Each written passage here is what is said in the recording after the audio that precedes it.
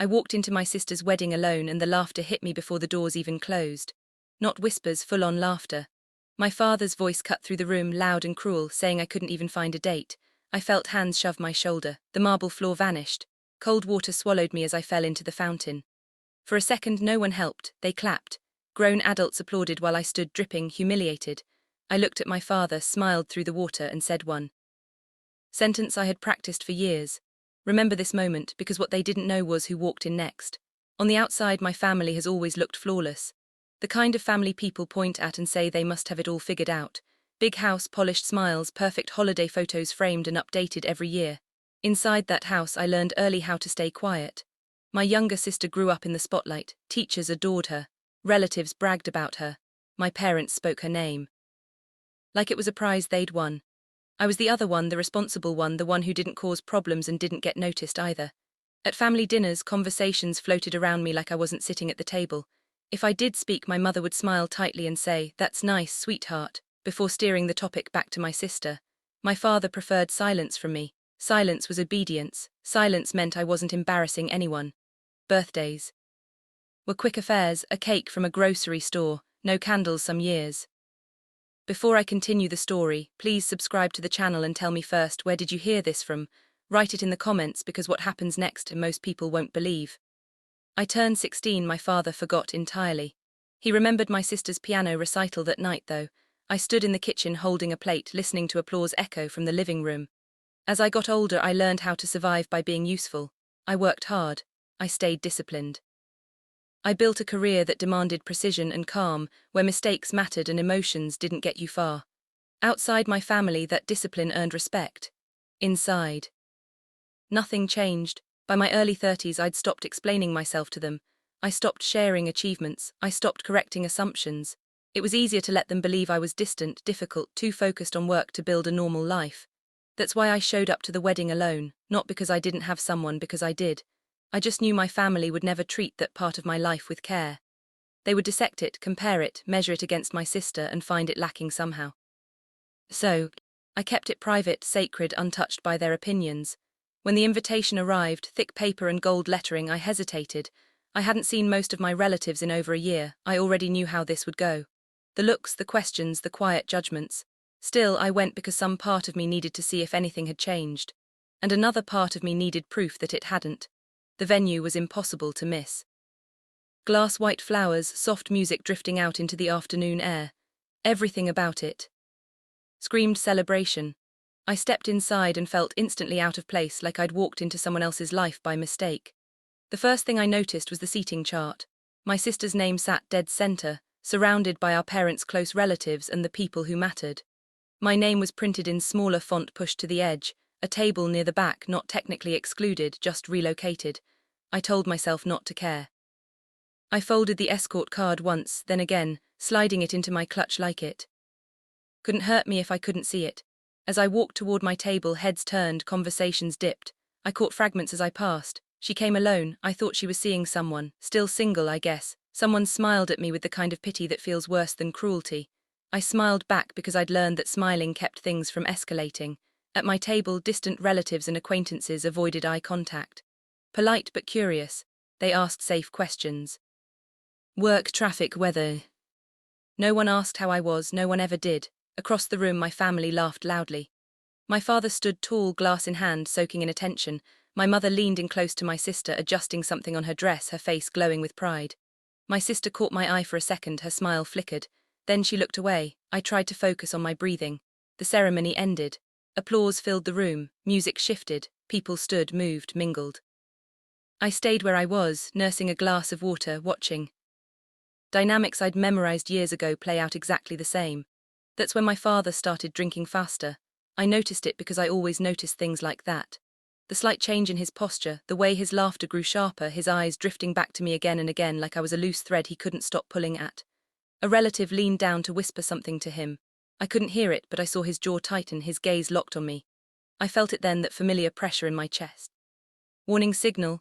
When my father stood up, the room responded automatically. Conversations quieted. Glasses paused midair. He had that effect on people, he always had. He cleared his throat and smiled, the practiced kind that looked good from a distance. Families are about showing up for each other, he said loudly. About pride, about not letting personal shortcomings distract from the bigger picture. Some people chuckled unsure, I stayed still. His eyes found me and sometimes he continued, voice hardening. You have to call things out. When someone refuses to grow up, a few heads turned toward me now. I felt heat crawl up my neck. I knew in that moment that this wasn't a misunderstanding, this wasn't a slip, this was deliberate. And as he took a step in my direction, I understood something else too. He wasn't done. My father didn't lower his voice when he reached me. He didn't need to. The room had already bent around him waiting. He looked down at me like I was a disappointment he'd finally decided to address out loud. Still showing up alone, he said loud enough for the nearest tables to hear. At your sister's wedding of all days, a few uncomfortable laughs rippled through the crowd. Someone coughed. No one intervened. I felt my mother's eyes on me from across the room. She didn't move. My sister stared at the floor, lips pressed together like this was none of her business. I stood up slowly, not to argue, not to defend myself, just to stand. I'm here to celebrate, I said evenly. This isn't the time. That should have been the end of it. It never was with him.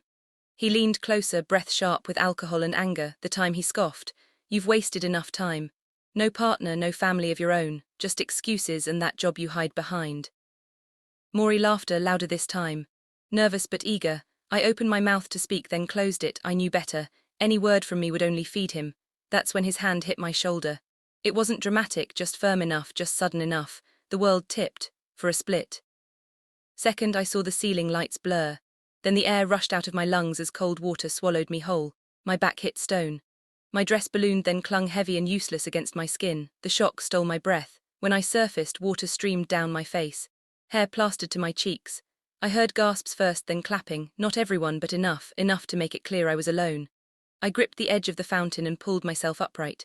My hands were shaking, but something inside me went eerily still. The noise faded, the sting faded.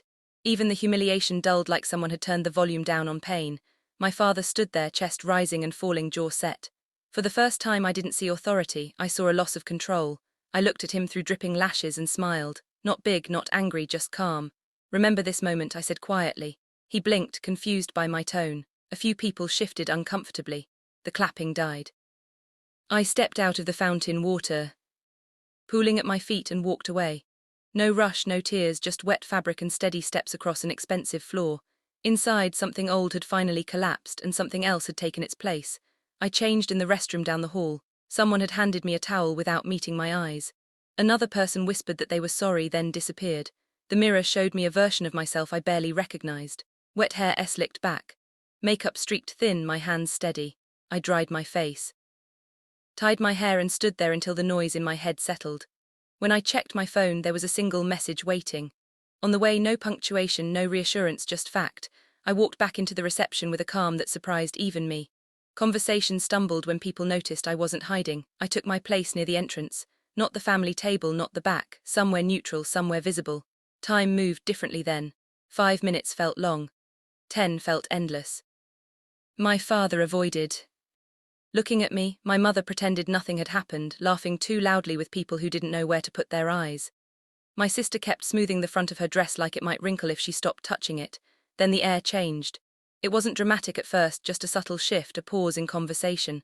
A few heads turning toward the doors. A pair of men stepped inside, scanning the room without making a scene. They didn't rush. They didn't announce themselves. They simply looked like they belonged anywhere they stood. The music softened. Someone near the bar went quiet mid-sentence. My father frowned and straightened instinctively, reaching for control. He took a step forward. This is a private event, he said, voice sharp. You can't just walk in here. One of the men didn't even look at him. He spoke quietly into his sleeve, then stepped aside, and then he walked in. I felt it before I saw him, that steady presence, that unmistakable sense of certainty. He wasn't dressed to impress. Dark suit, clean lines, nothing flashy, but people moved out of his way without being asked, not because he demanded it, because something about him made space. His eyes found me instantly. Relief hit my chest so hard it almost hurt. He crossed the room like it belonged to him, stopping only when he reached me. His hand found mine warm and grounding. Are you okay? He asked softly. I nodded. I am now. He kissed my forehead, quick and familiar, then turned to face the room with me still beside him, not in front of me, with me. My mother stared at us like she'd missed a step in a dance. My sister's smile slipped. My father's confusion sharpened into suspicion. And who? My father said slowly. Exactly are you? The man beside me didn't raise his voice. He didn't need to, I'm her husband, he said. We've been married for a few years. Silence fell hard, someone laughed too loud too fast. That's not funny. My husband didn't react, he simply waited. My mother found her voice first.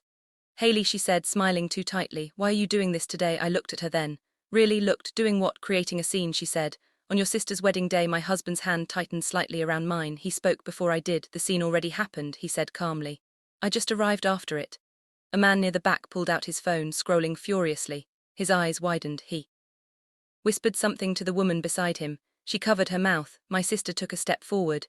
This is ridiculous, she said. She doesn't have a husband, she would have told us. Would I asked quietly. She froze. My father's face flushed. You expect us to believe you married someone like him and never mentioned it? My husband nodded once. Yes, why? My mother asked, the word slipping out before she could stop it. I answered, because you don't. Listen, you compare, you minimize, and I wanted something in my life that didn't belong to this room. The murmurs grew louder now, pieces connecting. Someone said my husband's name under their breath like they were testing it. Someone else said it louder. A third person gasped. My father went pale. That's not possible, he said, though his voice lacked conviction. My husband met his gaze unblinking. It is. The authority in his tone wasn't aggressive, it was final. My father looked around, searching for backup that didn't come. His shoulders slumped just slightly. I saw what you did, my husband continued. I heard what you said and I watched people applaud. The room felt smaller, suddenly hotter. You pushed your daughter into a fountain, he said evenly. Publicly, intentionally. That's between us, my father snapped. Family business. No, my husband said, that ended when you made it public. A woman near the front spoke up hesitantly. I saw it too. Another voice followed. So did I? My mother looked around, realizing control had slipped. Haley, please, she said softly. We can talk about this later. I shook my head. Later never comes. My sister's eyes filled with something like fear. You're enjoying this, she accused. I thought about that, about the cold water, the clapping, the way no one stepped in. No, I said honestly. I'm done pretending it didn't happen. My husband turned back to me, then his expression gentle. We don't have to stay. I glanced around the room. One last time, at the faces that had laughed, at the ones that looked away, at the ones who finally understood. Okay, I said. As we walked toward the doors, my father called out, Haley, wait. I stopped but didn't turn. You're making a mistake, he said. You're embarrassing us. I looked back then. Calm, clear. You already did that, I said. I'm just not carrying it anymore. We walked out together, the doors closed behind us, sealing off the noise, the whispers, the collapse of a story my family had told for years. In the quiet outside, my husband squeezed my hand. I'm proud of you, he said. I breathed in deep and steady. For the first time I believed it mattered. The fallout didn't explode, it sank. By the next morning, messages started coming in. Not apologies, questions, careful ones. The kind people ask when they realize the story they've been repeating no longer holds. My father didn't call. He sent a short text asking to talk when things calmed down. That was new. Control had always come from volume with him. Silence meant he'd lost the room. My mother reached out twice, then stopped. I heard later that friends had begun to distance themselves, uncomfortable with what they'd witnessed. Image once cracked doesn't mend easily. My sister avoided me.